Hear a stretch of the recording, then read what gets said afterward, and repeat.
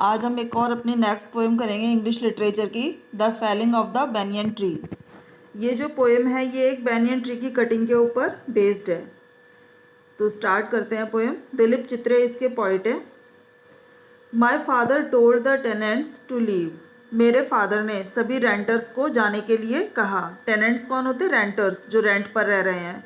तो मेरे फादर ने जो भी हमारे घर के आसपास रेंटर्स रह रहे थे उनको जाने के लिए कहा। Who lived on the houses surrounding our house on the hill, जो कि पहाड़ी पर हमारे घर के चारों तरफ बने हुए घरों में रहते थे। जो हमारा घर था पहाड़ी के ऊपर, उसके चारों तरफ और छोटे मोटे घर थे, उनमें काफ़ी सारे रेंटर्स रहते थे। तो मेरे फादर ने उन सबको जाने के लिए कहा।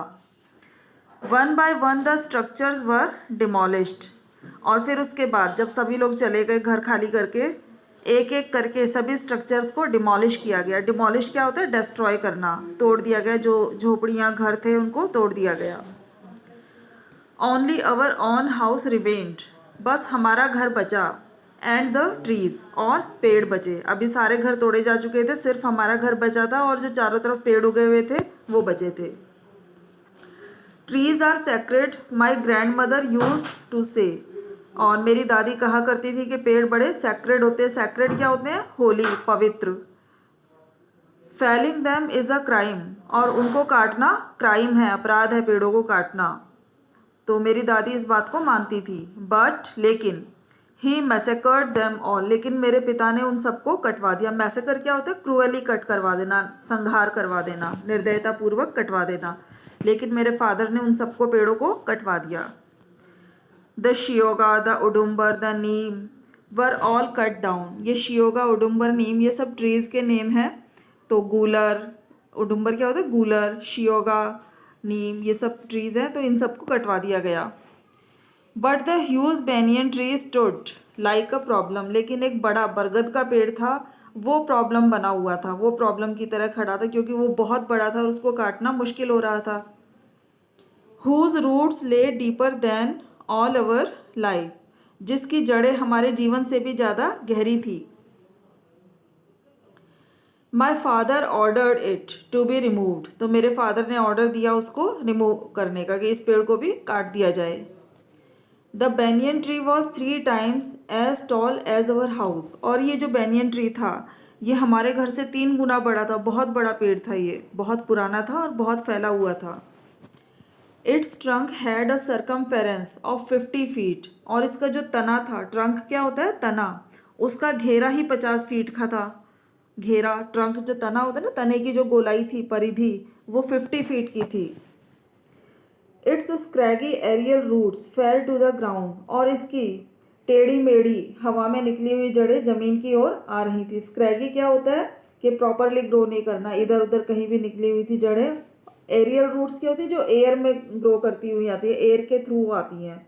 तो बढ़ के आपने बरगद के पेड़ में देखा होगा, टहनियों से जड़ें नीचे की ओर लटकती हैं, वो जमीन में से नहीं निकलती, वो हवा में ही रहती हैं, इसलिए उनको बोलते हैं एरियल रूट्स। तो ऐसे ही इस बरगद की भी बहुत सारी एरियल रूट्स थी जो कि ज़मीन की ओर गिरी हुई थी, आई हुई थी।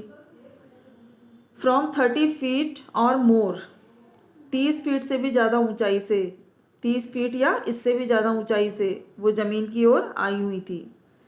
So first they cut the branches, तो इसलिए जो पेड़ की कटाई करने वाले थे उन्होंने सबसे पहले बरगद के पेड़ की टहनियों को काटा। नॉर्मली क्या होता है, कोई पेड़ होता है तो उसके तने को काट के उसे गिरा देते हैं, लेकिन ये इतना बड़ा पेड़ था, इसका तना बहुत बड़े घेरे का था, 50 फीट, तो इसके तने से इसको काटना पॉसिबल नहीं था, तो उसको टुकड़ों में काटा गया। पहले उसकी ब्रांचेस को काटा गया।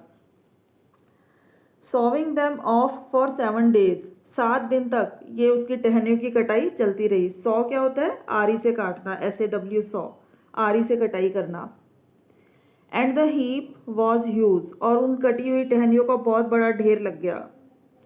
Insects and birds began to leave the tree, अब उस पेड़ के ऊपर जो कीड़े मकोड़े बर्ड्स रहते थे वो समझ गए कि ये पेड़ अब कट के गिरने वाला है, तो उन लोगों ने पेड़ को छोड़कर जाना शुरू कर दिया। And then they came to its massive trunk, तो टहनियों की कटाई पूरी हो गई, उसके बाद वो लोग इसके बड़े तने पर पहुँचे। ये दे किसको रेफर करता है? जो पेड़ को काट रहे हैं, ट्री की कटिंग जो कर रहे हैं ना लोग, वो उनको रेफर करता है ये दे। तो ब्रांचेस को काटने के बाद वो लोग इसके तने पर पहुँचे। 50 मैन विद एक्सेस चॉप्ड, 50 आदमी लगे कुल्हाड़ियाँ लेकर। एक्स क्या होती है? कुल्हाड़ी, और चॉप होता है काटना। तो 50 लोग अपनी कुल्हाड़ियों से काट रहे थे। चॉप्ड एंड चॉप्ड, काटते रहे काटते रहे। The great tree revealed its rings of 200 years. Reveal क्या होता है? शो करना। अब जब इस पेड़ के तने को काटा गया आरी से आर पार, तो इस बहुत बड़े पेड़ के तने ने रिवील किया, हमें शो किया क्या? 200 ईयर्स के इसके रिंग्स। पेड़ में देखो साल उसकी एज बढ़ने के साथ साथ रिंग्स बनते जाते हैं उसके तने के अंदर। तो जब हम पेड़ की कटाई करते हैं तो उसके तने के उन रिंग्स को देखकर उसकी एज का आइडिया हो जाता है। तो इस पेड़ के जो तने में रिंग्स थे उनको देखकर पता लगा कि ये 200 ईयर्स पुराना पेड़ था। We watched in terror and fascination this slaughter. Slaughter क्या होता है? वध करना।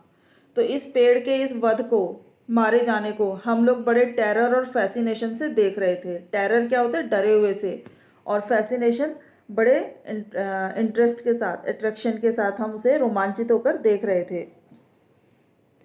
As a raw mythology revealed to us its age. जैसे कि पौराणिक कथाएं, माइथोलॉजीज होती हैं, उनमें हमें बहुत सारी बातें सामने आती हैं, पता चलती हैं। ऐसे ही एक रॉ माइथोलॉजी की तरह उस पेड़ की एज हमारे सामने दिख रही थी हमें।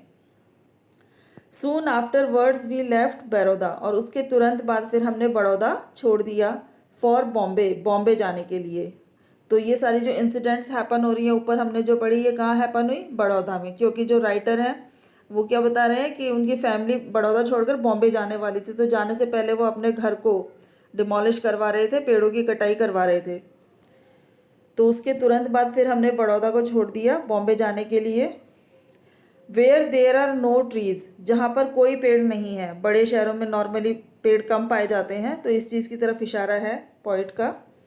Where there are no trees except the one, जहाँ पर कोई ट्रीज नहीं है सिवाय एक पेड़ के। एक्सेप्ट द वन, सिवाय एक के।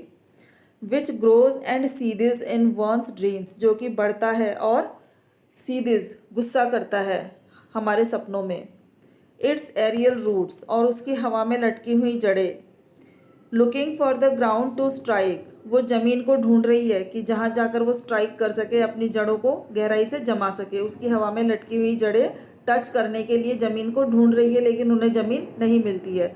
तो ये कौन सा पेड़ है जो उनके सपनों में आता है? वही बरगद का पेड़। मतलब ये लोग अभी बॉम्बे में रह रहे हैं तो भी इनकी मेमोरी में वो बैनियन ट्री जिंदा है, उसको याद करते हैं ये। जैसे वो पेड़ इनसे नाराज़ है क्योंकि उसे उन्होंने कटवा दिया।